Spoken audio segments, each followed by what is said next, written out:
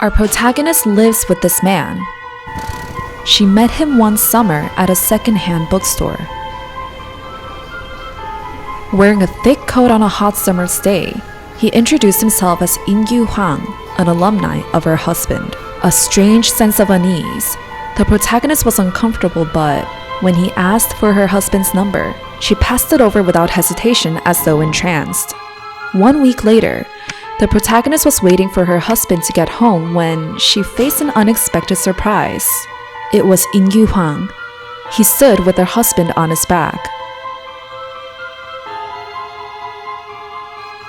Her husband clung onto Ingyu in a drunken stupor. The protagonist had no choice but to let Ingyu stay over at her house. Husband's behavior seemed strange. The next day, despite last night's events, her husband invited Ingyu over again. The main character, finding it strange that the two became so close after so little time, confessed her true feelings about the stranger.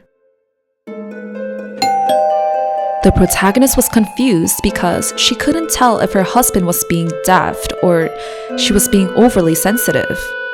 Ingyu showed up wearing the same clothes yet again. In stark contrast with her beaming husband, the protagonist's face was dark. The bulky coat he wore in the height of summer kept catching her eye. Although she wanted him to leave after eating, things escalated to a whole new level. Ingyu's housing contract had expired and he had nowhere else to go. The ease at which her husband offered the spare room infuriated the protagonist. After the unwanted guest left, her husband tried to persuade her. Choosing between $450 of additional monthly income or creepy, unsettling Ingyu, the protagonist needed to make a decision. A few days later, the protagonist chose the inconvenient cohabitation option. That's around the time it started. After Ingyu moved in, strange occurrences began plaguing the protagonist.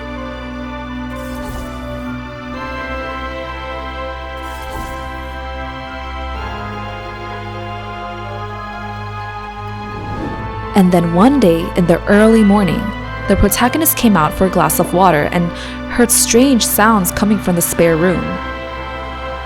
They were truly eerie. At first like a child's, then an old man's, and then both a man and woman's at the same time.